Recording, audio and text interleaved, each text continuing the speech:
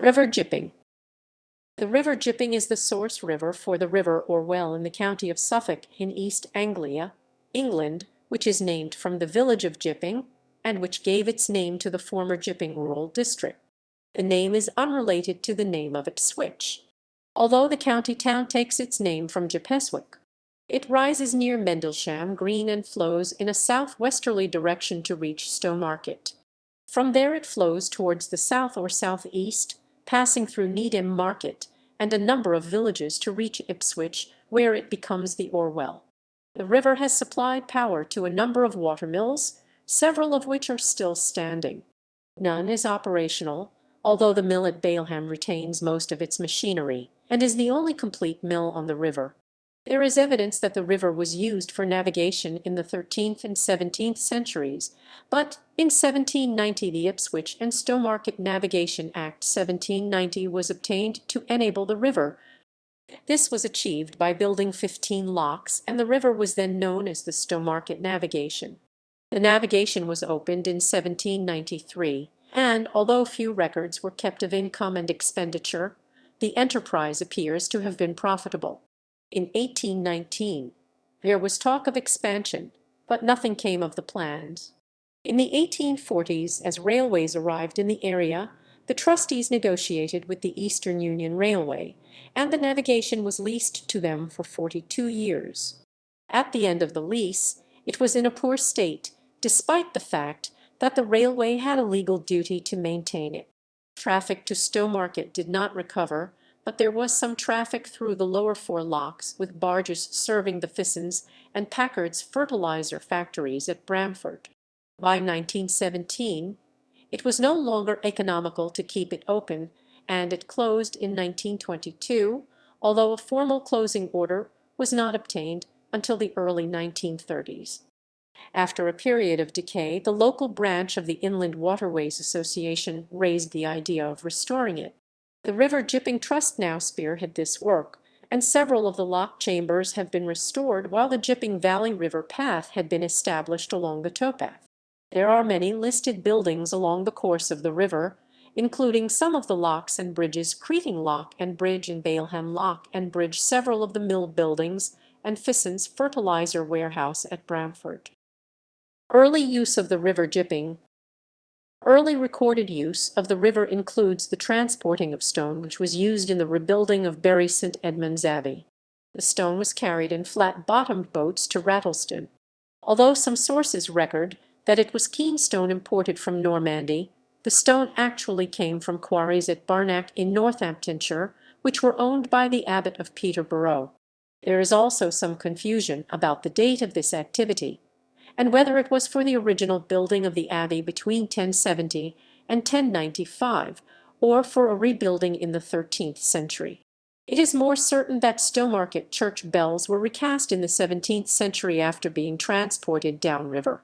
The first proposal for the construction of the navigation was in 1719, but the traders of Ipswich objected, fearing loss of trade. It was not until 1789 that 6 local gentlemen, 2 of whom were vicars with foresight, realized that because of poor transport, due to badly maintained turnpike roads, the population and industries were dwindling in the Stowmarket area. They engaged William Jessop, who employed Isaac Lenny as the surveyor, and a parliamentary bill for the construction of the navigation was introduced on 17 February 1790. It became an Act of Parliament on 1 April 1790. And created a board of trustees consisting of 6 men. They were empowered to borrow £14,300 to finance the work, and an additional £6,000 if this became necessary. They also had powers to build an extension of the navigation from Stowupland Bridge for 3/4 mile 1.2 km to the turnpike road that ran to Bury St. Edmunds. An unusual clause in the Act prohibited the carrying of fishing tackle by boats using the navigation, for which a fine of £5 could be charged. Construction of the navigation. The first meeting of the new company took place on 19 April 1790, and Jessop was asked to prepare drawings which would form the basis for tenders. The directors also decided to advertise for a surveyor, and on 7 June they appointed James Smith from Reading. They expected the navigation to be finished by October 1791, and so Smith's contract only ran until then. At the same meeting they appointed Mr. Baines of Stowmarket to handle legal matters, and Dyson and Pinkerton as contractors. Both were members of civil engineering families, whose careers had developed since the 1760s, and who had collaborated on a number of schemes, making them the first civil engineering contractors. John Dyson, S.R., had worked with James Pinkerton on the Idlingfleet drainage scheme, the Driffield navigation, and the Laneham drainage scheme, but for this project he worked with George Pinkerton, thought to be one of James' younger sons. Work started in 1790 at the Ipswich end of the navigation, but there were problems. Baines was sacked after less than a month because of unaccommodating and improper behavior, and in November Dyson and Pinkerton were dismissed for trespassing on land which did not belong to the trustees. Legal action followed, which caused delays and involved the trustees in extra costs, although some work carried on during the lawsuit. Smith set up a brickworks in January 1791, and a contract to build 6 locks was awarded to Samuel Wright, millwright, of Ipswich in June. Because of the dispute, the Ipswich end was not sufficiently completed to enable materials to be carried up the navigation, and so they had to be carried overland to enable work on the Stowmarket end to continue. A verdict was reached in the dispute between Dyson and Pinkerton and the trustees on 14 November 1791, but the outcome is unclear. The trustees next asked the civil engineer John Rennie to assess the state of the project. His inspection was carried out in the presence of the trustees on 13/15. He reported that the section from Stowmarket and Needham Market, the other main town on the waterway, was almost complete, but advised that the towpath would need to be raised in places. There were 3 turf and timber locks, but he suggested that further locks should be made of brick. He felt that while Jessup had laid out the plans prior to the obtaining of the initial Act of Parliament, there had been a failure to adequately survey the river and detail the works that would be required to construct the navigation. He particularly criticized Lennie's lack of accuracy, and recommended that a new survey should be made so that the work needed could be identified. John Rennie replaced William Jessup as engineer in December 1791, and Richard Coates was appointed surveyor at a salary of £200 as the knowledge of bricklaying and masonry work. Rennie was appointed chief engineer of the Chelmer and Blackwater navigation in 1793, some 40 miles away, and Coates left in October 1793 with a £50 of gratuity when he was appointed. Rennie made his next report to the trustees on 23 April 1792. He estimated that £12,762 would be required to finish the work, of which £6,600 would be needed for the remaining 12 locks, which he thought could be built for £550 each. He then inspected the lower river and agreed that Jessup's original site for the junction between the navigation and the River Orwell was the best available. He suggested that the timber locks should be rebuilt once the navigation began to make a profit, and recommended that another Act of Parliament should be obtained to raise more money. The Act was obtained on 28 March 1793, which authorized the trustees to borrow an extra £15,000, as the original capital had all been spent. The final cost of construction was £26,263, which was nearly double the original estimate. The waterway was just under 17 miles 27 km long from Ipswich to Stowmarket, rising 90 feet 27 m through 15 locks of broad construction, each 55 by 14 feet 16.8 by 4.3 m, suitable for barges with a draft of 3 feet 4 inches 1.2 m.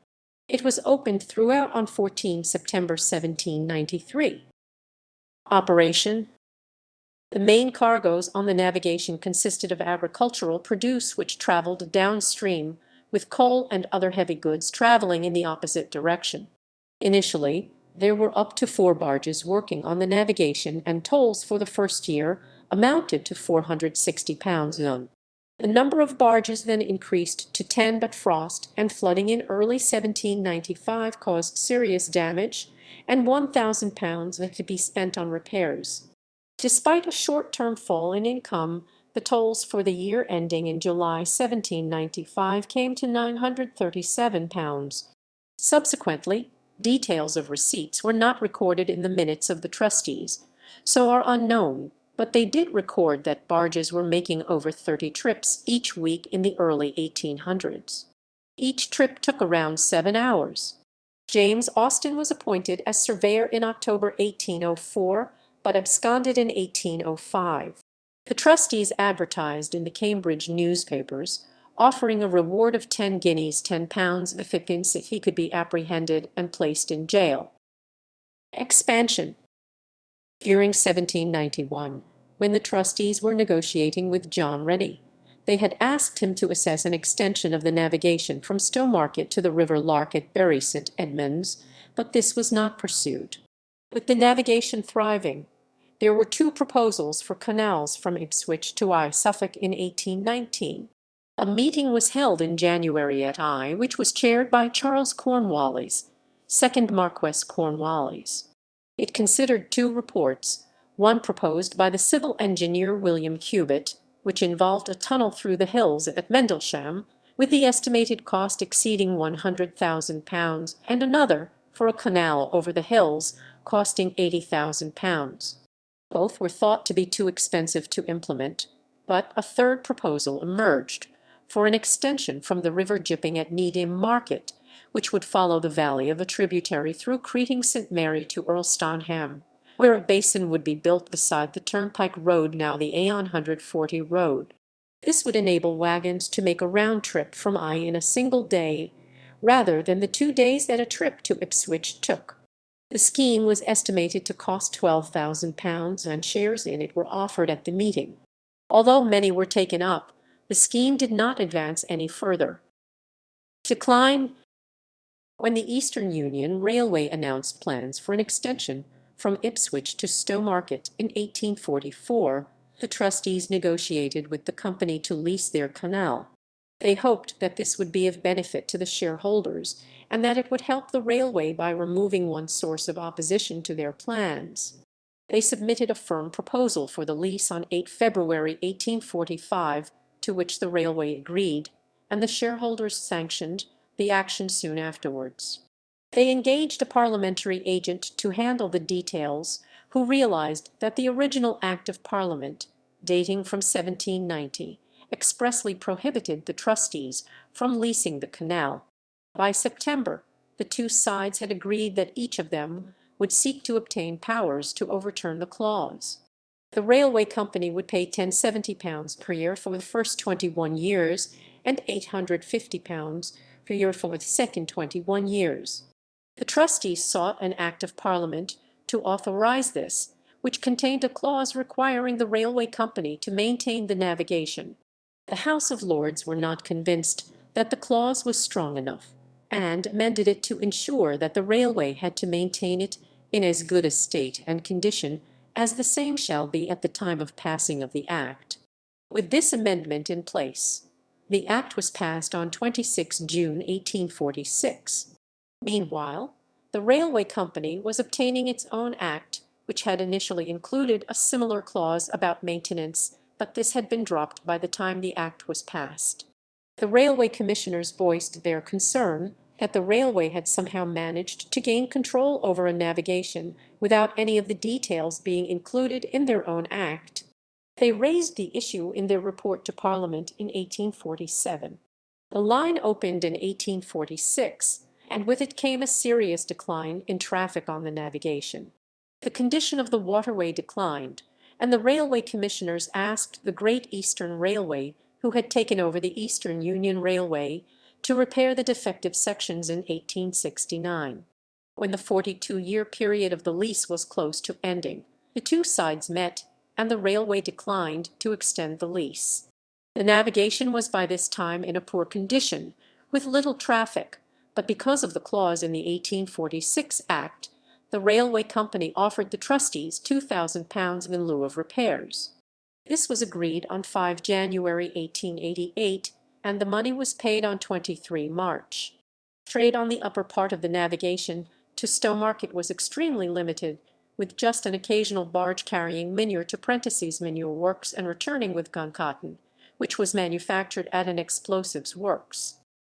There was more traffic between Ipswich and Bramford, as barges regularly worked to Fisson's and Packard's factories. The companies paid lower tolls because they helped to maintain the lock gates and clear weeds from the channel. 30-ton barges were worked through the lower four locks in trains of 2 dumb barges with a steam-powered barge pulling them. By 1917, the undertaking was virtually bankrupt. Income amounted to around £220 per year, with expenditure running at £480, and there was no capital left. The trustees tried to make economies, but in May 1922, with the current account overdrawn, they resolved to close the navigation from 3 June 1922. The trustees met again in November 1930, and in 1932 resolved to formally close the navigation. The passing of the Land Drainage Act 1930 meant that they did not need to obtain an Act of Parliament to do so, and instead a closing order was obtained under Section 41 of that Act. The Minister of Agriculture and Fisheries confirmed the order on 5 October 1932. A final meeting was held on 16 March 1934, when debts were settled, and the remaining money was split between East Suffolk County Council and the Catchment Board, who had responsibility for the river under the terms of the Land Drainage Act. All records were passed to the clerk of the Catchment Board, and the meeting closed with a vote of thanks to the trustee's own clerk for his commitment over the years. The waterway gradually fell into decay. Restoration. The River Gipping Trust aimed to restore navigation once more and provide recreational and leisure facilities to improve the life and welfare of the area's inhabitants.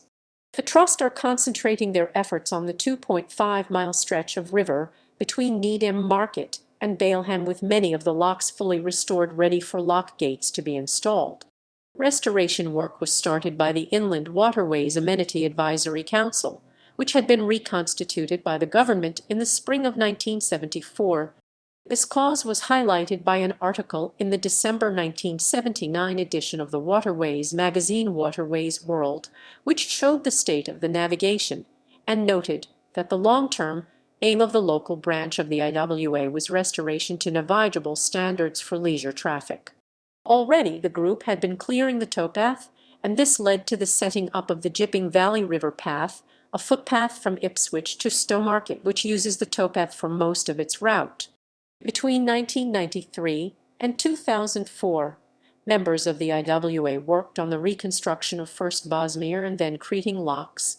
Subsequently, the chamber of Baylham Lock has been restored, although no gates have been fitted, and work has been carried out at Pips Ford to restore a bridge over the tail of the lock and the river channel around the lock. Claydon Lock was destroyed when the A45 road was built. The river at this point was diverted through a new cut, and the site of the lock lies under the road, which has now become the A14 Trunk Road. Water levels on the river are regulated by various devices. Hawks Mill Lock at Needham Market has had an automatic rising sluice gate fitted, while Paper Mill Lock incorporates an automatic tilting sluice gate. In 2007, the Inland Waterways Association decided it is a private company limited by guarantee and is registered at Companies House with company number 6,145,692. It is also registered as a charity. Route. The source of the River Gipping is in the village of Mendlesham Green. It rises to the north of the village, just above the 160-foot 49 contour, and is fed by waters drained from fields. It heads towards the southwest, passing under the main street of Mendlesham Green by Green Farm, a grade Roman II listed timber-framed and plastered farmhouse dating from the 16th and 17th centuries. It continues in the same general direction, passing Great Gipping Wood and Old Newton Hall, both on the north bank. The hall is a grade Roman II listed structure, dating from 1600 to 1630, with later additions. The joinery in one of the rooms in the left wing is exceptional. By Stonebridge Ford, the river is joined by a stream flowing northwards from Columbine Hall, a grade Roman II listed former manor house built of flint rubble around 1400, and another stream flowing southwards from Old Newton. By Bridge Farm, another timber-framed and plastered farmhouse dating from the late 16th century, Newton Bridge carries the beloved 13 road over the river, which then passes under a railway bridge, crosses the 100-foot 30 contour, and is joined by Hawley Watercourse, which flows southwards through Hawley and Dagworth. The river now turns to the southeast and passes under the Stowmarket bypass to enter Stowmarket. It is crossed by Stowupland Street and Station Road, below which the river was made navigable. Immediately after Station Road Bridge is the Maltings, originally a malthouse, but adapted as a warehouse to serve the navigation. The brick-built structure has 9 openings on the ground floor, which once held chutes for loading barges, and 2 loading doors on the first floor. It is now used as a restaurant and leisure centre. The Gipping Valley River path runs along the eastern bank of the river, which is flanked by industrial buildings. It is joined by the Rattlesden River, flowing from the west. Stowupland Lock was just below the junction, beyond which the river passes under the A1120 road bridge. Beyond the bridge, Badley Mill House is a 17th-century former mill house. It has an 18th-century extension with a cellar dating from the early 16th century. The next bridge carries the railway over the river, and the site of Badley Lock is close to Badley Mill Farm. The lock now acts as a weir. To the east of the lock is Creating Hall, a mid-16th century manor house, with later additions, which is now divided into 2 dwellings. The river is joined by the River Jordan on the east bank and Watersham Watercourse on the west bank. To the east of Needham Market is Hawks Mill and Needham Lock. The lock is at the upstream end of the mill bypass channel. The present mill building was constructed in 1884. Although it still contains a working arm-field water turbine, all of the internal machinery has been removed. The road in front of it is supported by an 18th-century bridge. Just to the east are the remains of a post mill, originally built further north, but moved to its present location in 1880 and used as a dovecote.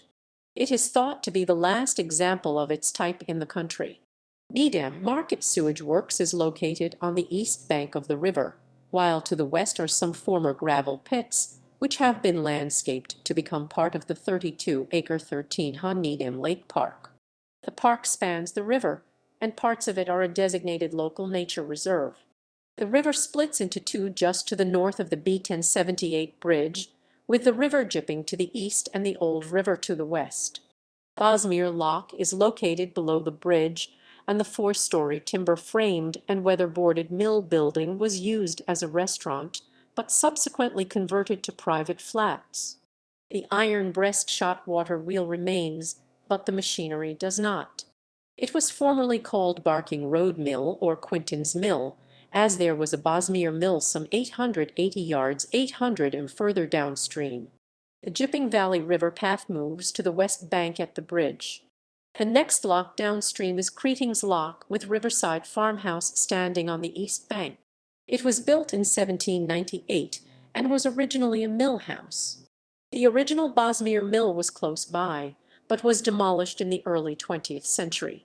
Cottenham Watercourse flowing west from Ashbocking through Cottenham joins the mill stream, and the Old River rejoins the main channel below that.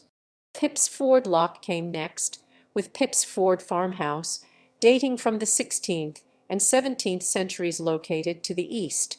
The railway comes close to the river, and the Gipping Valley River path briefly leaves the river to run alongside the railway, but rejoins the towpath at Baylham Mill. The mill, close to a 16th-century mill house, was built in 19th century and has 3 stories with an attic story containing storage bins. The cast iron breastshot water wheel drove 3 pairs of stones through wooden shafting. 2 additional pairs could either be water-powered or an oil engine could drive them. Most of the machinery is still in situ, making it the only complete water mill on the river.